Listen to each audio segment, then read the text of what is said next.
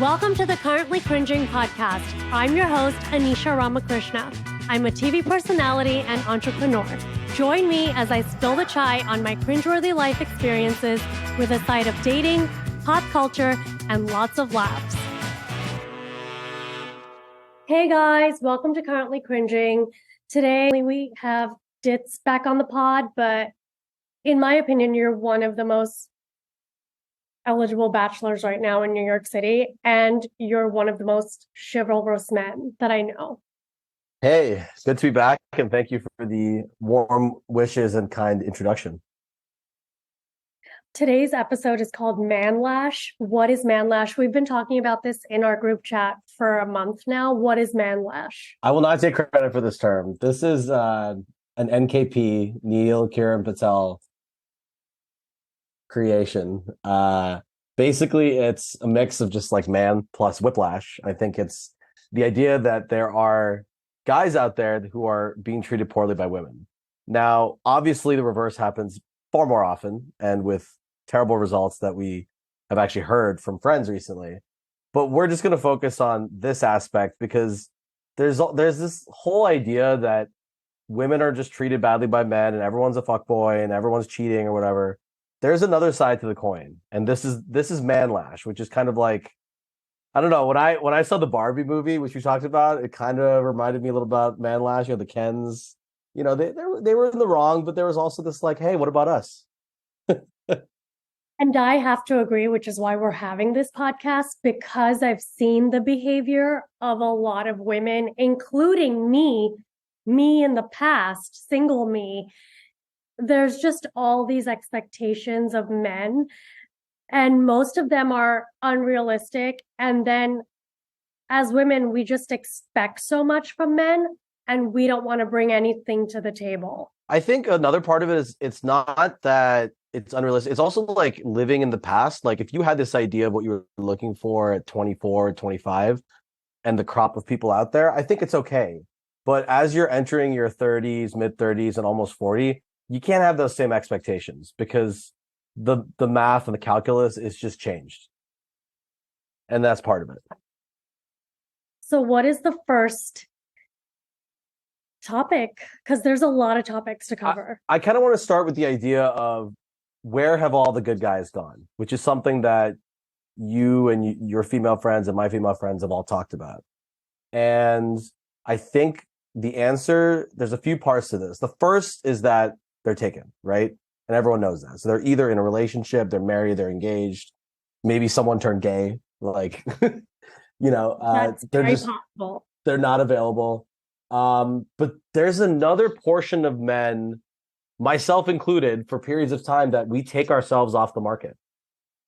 And we would rather be alone. We'd rather enjoy our lives than be in, kind of an abusive or shitty situation where we're always just kind of stressed, and again, maybe there's some benefit to being a guy here. We don't really have the biological clock thing as much. We do have like screaming boomer parents, but we can enjoy it and say, you know what, I'm gonna take the next 3 to 5 years off and just focus on my career. I'm gonna focus on my health and come back at 40. And then, you can still date girls in their 30s when you're 40. You can do it at 35, you can do it at 38, you can do it at 42. Exactly. And I'm seeing this happen more and more with my male friends. And we've heard this with women. You've heard of women saying, fuck men, I'm going to be celibate, aka me. I did that for 5 years. And then I came back into the market. But it's happening more often now with men because even men now cannot find the right girl. Right. And I think also part of it is like, we go on our dates and women are also not marketing themselves very well, particularly these so-called like feminists. Like I'm very pro women, women's movement, feminism, but feminism doesn't mean that you just shit on men all the time. And I think there's a lot of women out there in their dating profiles on a date, they'll just talk shit about men. And the guy on the date's like, well, I'm a straight man. Like, why do I have to hear about straight men, straight white men, whatever, being terrible? Then I don't want to see this person again. So like that's And you're not a terrible man. like you don't even know me. We've hung out for like 30 minutes. I'm hearing about how men are terrible. on a date. And I'm just like, all right, if men are terrible, then go hang out with your female friends. That's fine.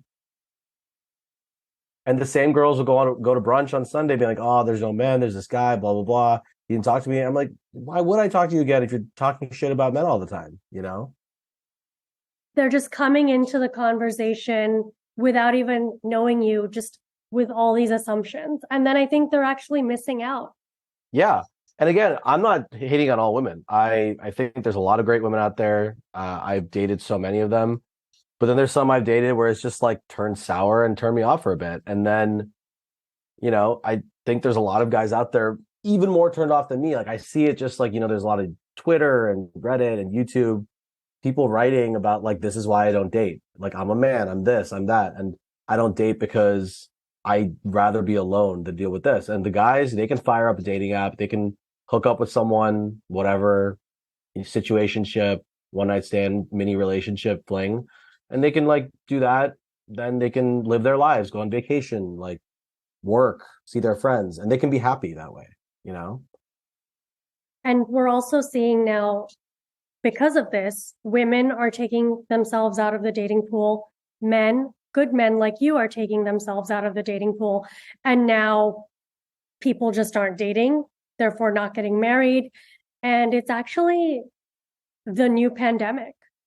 Yeah, it's I think they've called it like a dating epidemic. We already have like the lack of kids epidemic. We have the, people getting married, getting together older, not having the traditional, house kids. That's our generation. And it's kind of, I don't know what's happening with Gen Z, but with millennials, we have a lot of people that are just turned off dating and just jaded, probably is the right word. I think Gen Z is just sitting at home. They're not even leaving the house. They're not dating anybody, and they're on their phones. They're on the computer. They're not leaving their house. They're not meeting anybody. If anything, they probably have digital friends. So, yeah, I mean, that's a whole other problem. And Yeah. luckily, they have time to figure this all out. But a lot of us in the millennial sector, the geriatrics, like we're kind of on our last run of like trying to find a partner.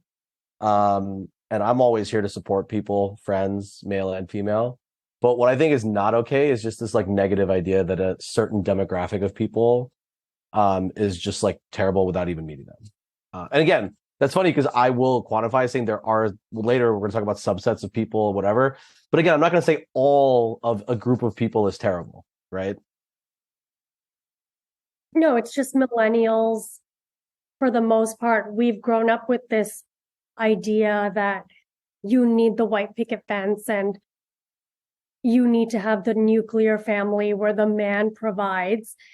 And I'm guilty of this, just setting expectations too high and expecting some guy to come in and save you and kind of be your dad in a weird way. And that's just not it. I mean, there is something to that because, right, there's different types of relationships that girls will look to. They'd rather date a guy who's more like their dad than like their brother, right? Like you and I have like a very sibling relationship or a cousin relationship, and we would have never dated each other, right?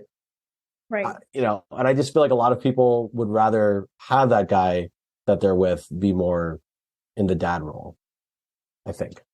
Yeah. But do you think a lot of our friends, for example, have, like, if you listen to the earlier podcasts, I cringe. That's why this podcast is called Currently Cringing, where I basically want someone to buy me a life. And Yeah. I learned the hard way. No one's doing that because I'm not a traditional girl. And I want to say, if you're not a traditional girl, you don't get traditional guys. I didn't make traditional choices. If that was the case, if I wanted someone to like take care of me and do all that, then maybe I should have started dating and gotten married in my early 20s. Maybe that would have happened. Yeah. So I think that's a great point. And it's like, again, what you're looking for in your early 20s is very different than what you're looking for now. And my big issue is that, to reiterate, women expect more from guys than the reverse. That's what I've come to understand. And they have extremely high expectations for what is available. And there's just a complete lack of realistic understanding. And we've seen this. I don't even use TikTok, and I've seen TikTok videos. I've seen reels about it. I've seen YouTube videos about it. And you have these guys sitting around throwing statistics out, and girls are completely baffled. You know what I'm talking about, right? I do. This is where, for example, I'm 5'9". I'm Indian, which is tall for an Indian guy, but short for like American or white, which is fine. I'm not like, there are true short kings who are 5'5", 5'6", 5'7". There's a stat that on Bumble or Hinge that if you're below like 5'10", you wouldn't appear on 80% of girls' filters. Do you remember the stat or something similar to that? Yeah, I do. And that is wild because I was one of those girls. I was putting 5'11" and up. Guess what, everyone? The husband's 5'9". Yay, like me, medium king. Exactly. So like you're literally as a female, you're taking out such a huge portion of guys on something so silly. And going back to this point, like, you know, guys, if they said that I am not going to date a girl above a certain weight, they're called sexist, they're called misogynistic. They say everything about them is terrible. If a girl's if a girl says that they're not going to date someone below a certain height, and look, I get it. There are girls who are 5'8", 5'9". Fine. You want to date a guy a little more than you, that's okay. But there are these girls who are like 5 to 5'4", who will only date 6 and up. And I'm like, excuse me. You know, like, what if I said the same thing about a girl except about weight? That's not right. It's not right, it's wrong, and you'd be canceled. And the difference is it's actually worse because guess what? Anyone can lose weight. Not everyone can gain inches in height. So that is an example of Manlash that NKP and I talk about. I would have to agree. And you have a whole friend group consisting of women in the city. Not only do they want someone 6 foot tall, they have these unrealistic salary expectations. Should we go through like the traditional like filters of a girl in New York City? And I'm not even gonna say what the girl looks like. This is your standard girl who's at brunch on a Saturday, at drinks on a Friday night. You know, she wants 6 foot and up, athletic, muscular. Let's not, you know, maybe not a six pack, but flat stomach, 250K plus a year, kind, family oriented, good humor, a good lover, not bald, single. Okay. Congratulations. You have just described less than 1% of men that are available. Exactly. And I was living with my parents for many years, and I'd go to the country club, which they're members of, and I would go, and I remember I was single. And finally I asked this guy there, you know, this older guy, and he's like, you remind me of my daughter. We have been talking, you know, I was telling him I'm single, I'm 36, blah, blah, blah. And he's like, well, dear, what are you looking for? And I said, I want someone 6 foot, Indian, likes to dance, not bald, Oh my makes God. $1 million, Oh my not even God. 50K, $1 million, and has never been married and doesn't have kids. And, you know, he looked at me and he's like, you know what, my dear, first of all, you're 36. Second of all, you want someone Indian that lives in America, that is 6 foot, likes to dance, isn't bald, older than you. That right there, you've already cut off more than half the population. And then you want someone educated, kind, makes $1 million. He's like, there's 5 people in this world for you. Yeah, and like, and one of them is Sundar Pichai. Good luck. Yeah, one of them is Sundar Pichai.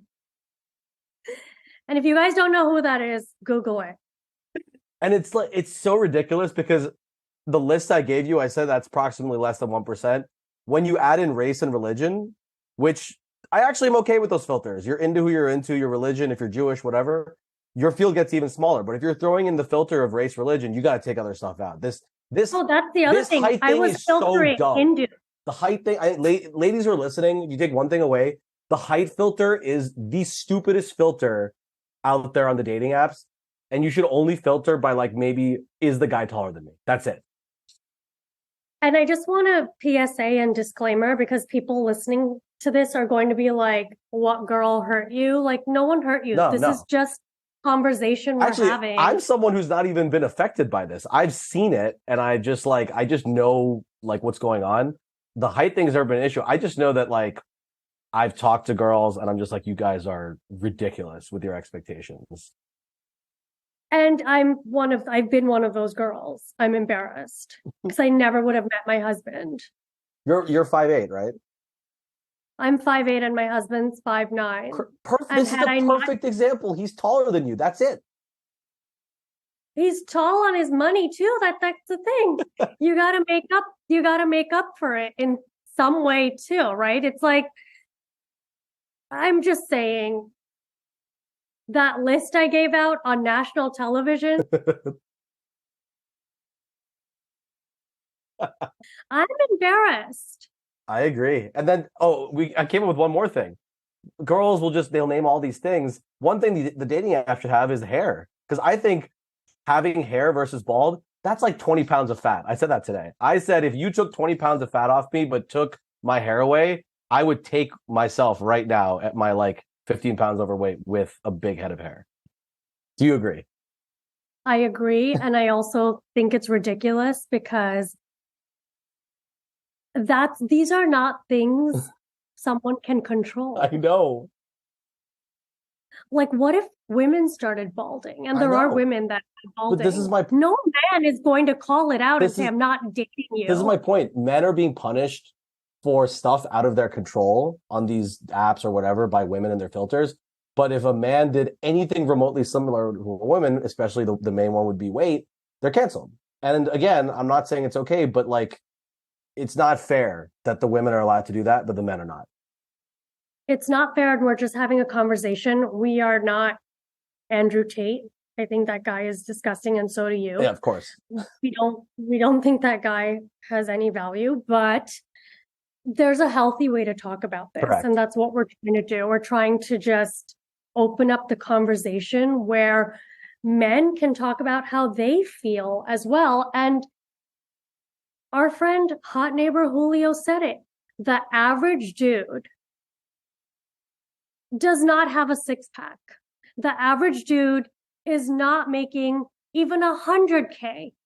So you're out here just bashing all these dudes.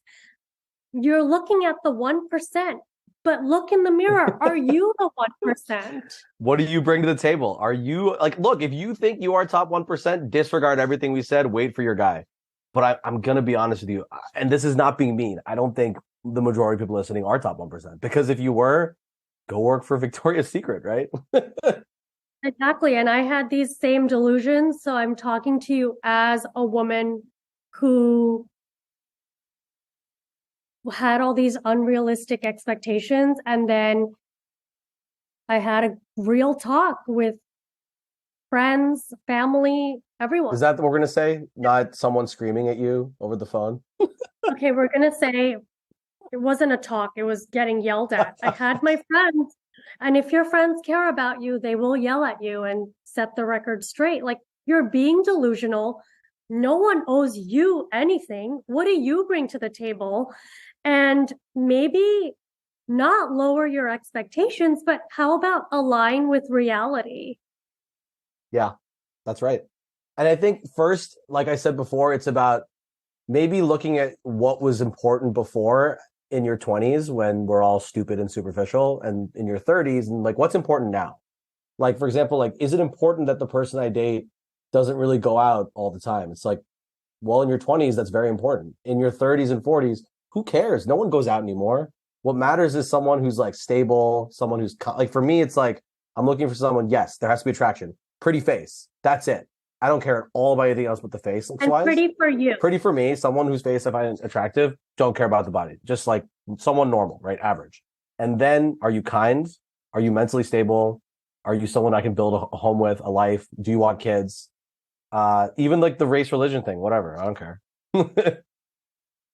That was me. I decided, after getting yelled at, And after basically not finding anyone, just after failing because of my unrealistic expectations, I decided I just want someone who I'm physically attracted to, someone who has integrity, which I think covers a lot. And then for me, someone ambitious. I wanted Yep. someone, who wanted to go somewhere in life with me.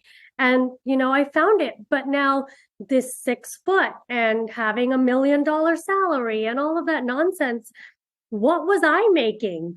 I think another important thing is there are a lot of girls that I talk to who are fans of the pod and you and Family Karma, and they're like, "Oh, Anisha, she's so lucky that like she was able to finally get married." And I get actually really annoyed when I hear that. There's no luck.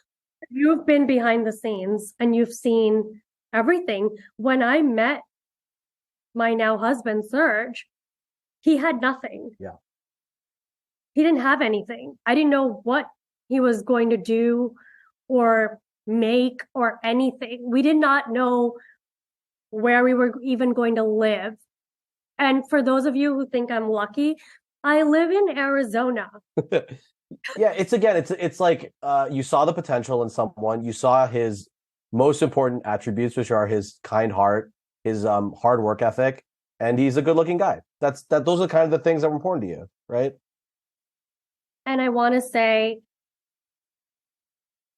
before as well, one of my criteria was I'm only going to date someone in New York City. That didn't happen. That didn't work either. Well, guess what? That's because you both lied. Well, yeah, we both lied on the app, but for the most part, most of the men in New York City, in my experience, are not interested in settling down. A lot of them, like our friend NKP, they're eligible bachelors, but they have, I'm going to say it, he's not going to like it. They have Peter Pan syndrome. Yeah, they'll be in the West Village till they're 45. Yeah. And that's a choice they're making. Good for them. But I think a lot of guys in the city, they're just not ready to give up that city life. Understandably so, because look at all the women trying to date them. Yep. And I think there's that statistic that like 90% of women go for like 10% of guys or something like that. Yeah. So that's another. Everyone wants to date like the 1%, Everyone wants to date a Chad or Brad or whatever that. A Chad or a Brad. Yeah. It's like, great. If you want to be one of six, that sounds lovely. You'll have the arm candy, but he has a different person on his arm every day of the week. You might be Wednesday girl, but it's not going to help your long-term goals. You need someone who wants to build a life. I had to make a lot of changes to attract my husband and read the room.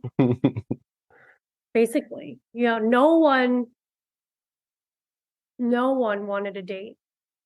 Yeah, and I think no one I liked wanted to date me. Well, the other thing is that you want to talk about the filters one way. The other way that guys will filter would be age, right? And that's another reality, is that you're just often not in people. You think about it, when you're 30, you get to date guys who are like 29, 28, 30. And it's like, as you get a little bit older as a girl, the guys will just like keep lowering, or they won't go up as much as you are. So when women are thinking about this height thing, they should remember that guys are doing the exact same thing with age.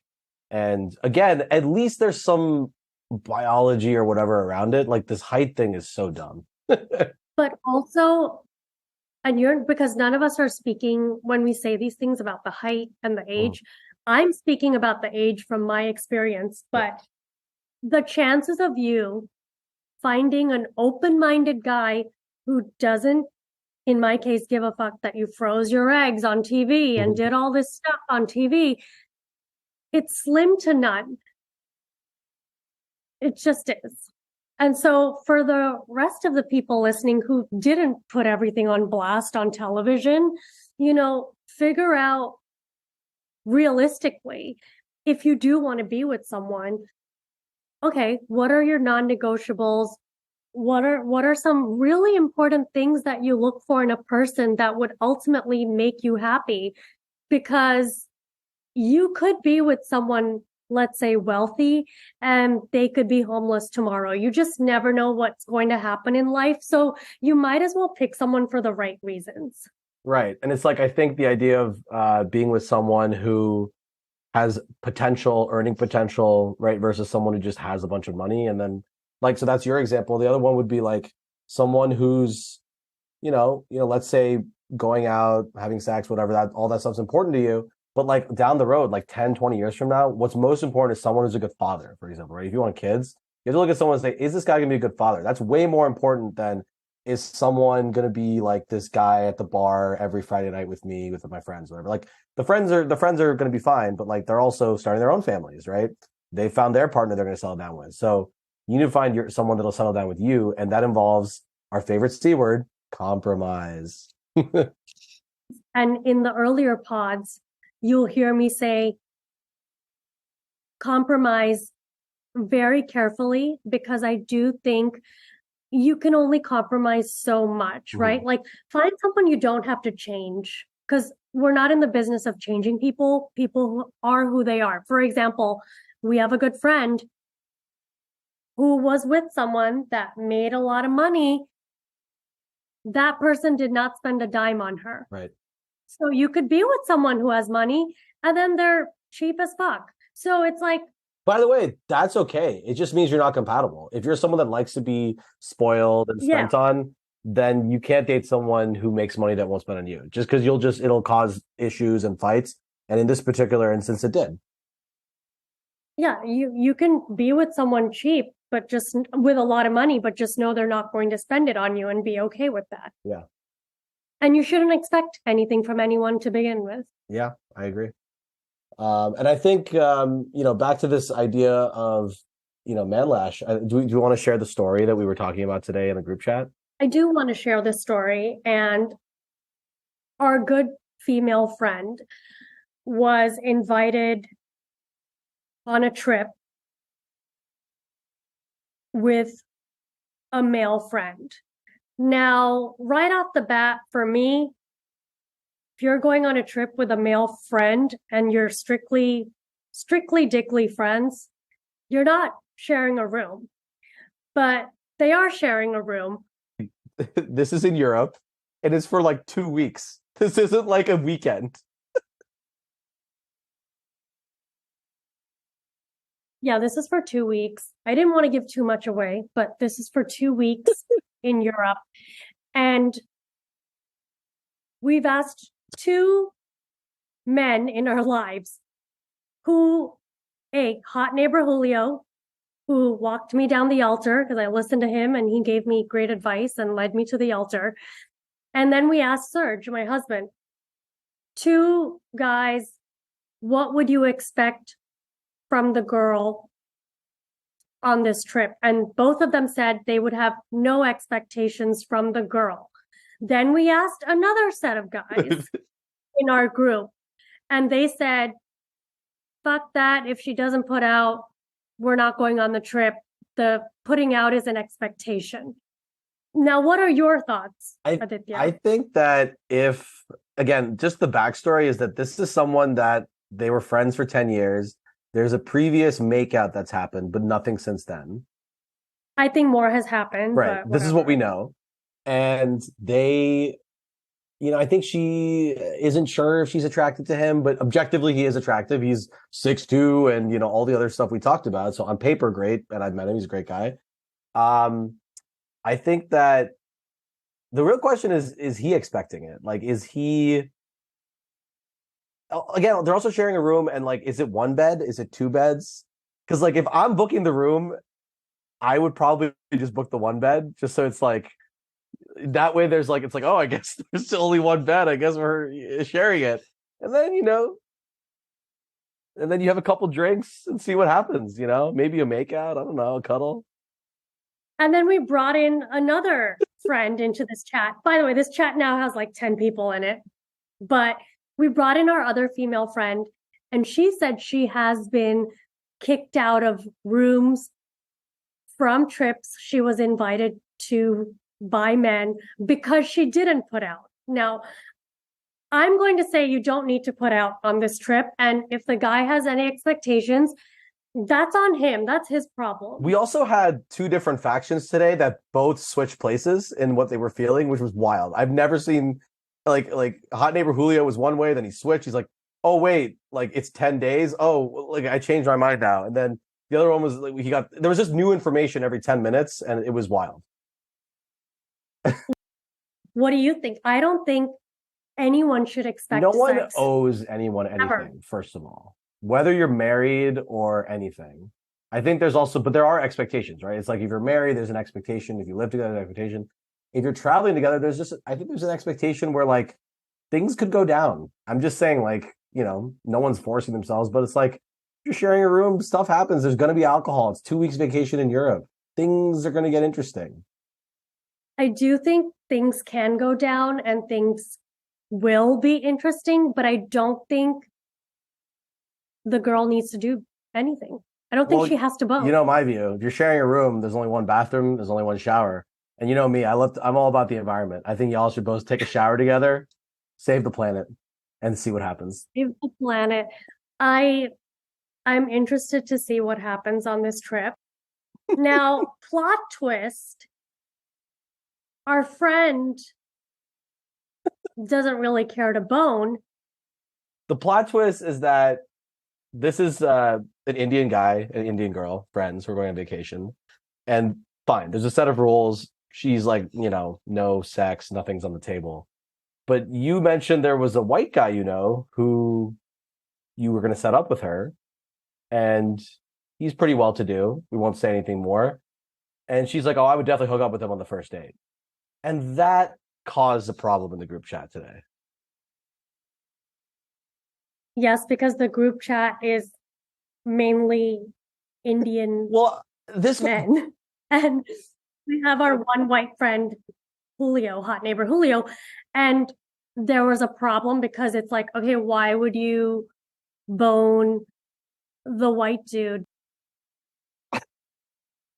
and not bone the brown dude? And this is another part of Manlash where particularly NKP and I believe that brown girls have way higher expectations and rules for brown guys than they do for non-brown guys.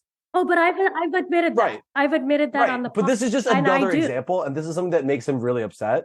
And it's like his whole thing about, Indian girls like, oh, I wouldn't hook up with this guy for like 20 dates. Okay, but then they'll hook up with a guy like a Chad, at the bar, like the Spaniard on the first night, which is like, okay, why the two different rules, And that's his thing that really pisses him off, and I agree. But would you say a lot of brown dudes have the same expectations with us? It works the other way around too. I don't. I go out with brown and white girls, and I literally just go out with both of them, and you bone all of them. I'm not going to say what I do or don't do, but let's just say that the white girls are a lot nicer to me, even the ones that'll ghost me. Really? Yeah, because at least when I get my heart broken by them, we've hooked up. Whereas brown girls, a lot of times, I'll date them for like 3-4 months and like nothing happens,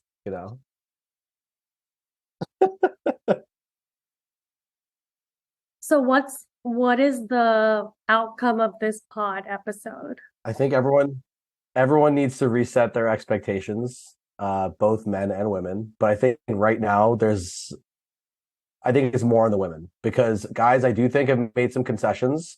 I myself personally have, and at least the things that I look at are not superficial.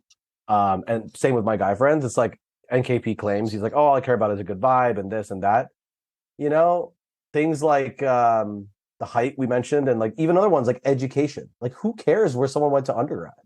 Like, and I've seen that on both sides, by the way, boys and girls that are looking. Yeah, I used to want to date someone who went to an Ivy League school. Where you went to college is one of the most irrelevant things, in my opinion, especially once you're in your 30s. Like, think about when you're looking at candidates for jobs or applying for a job. It's like, especially now that like people will get masters or whatever. We've been in the workforce for like almost 20 years now, right?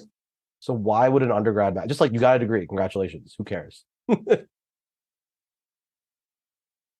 I'm going to say, though, in support of the women, most men are not you.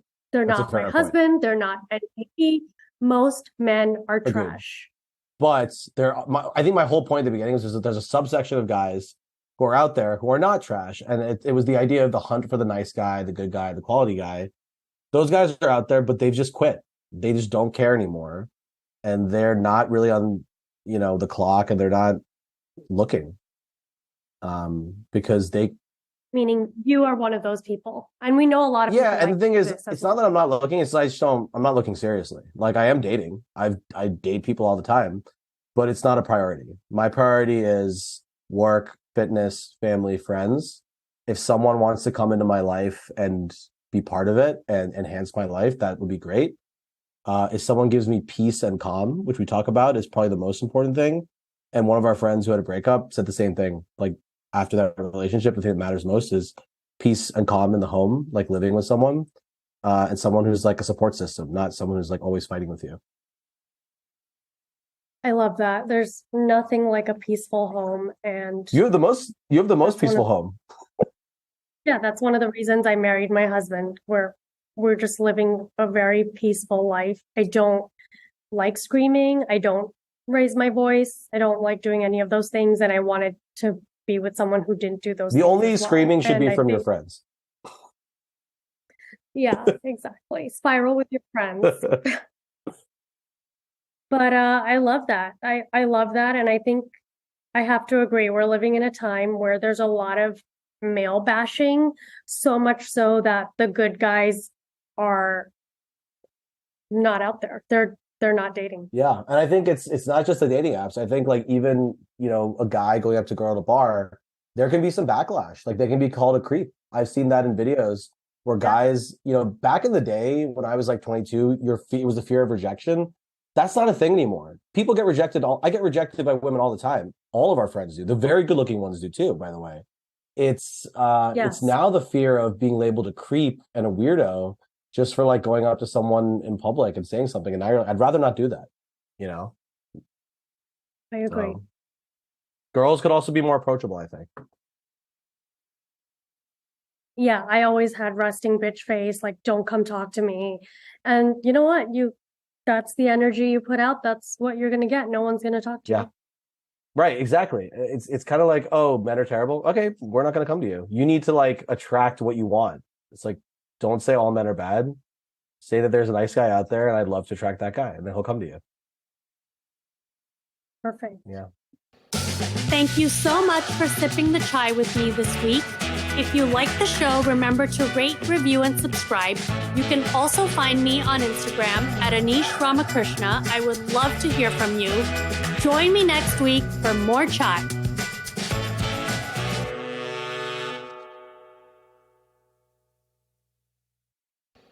Thank you so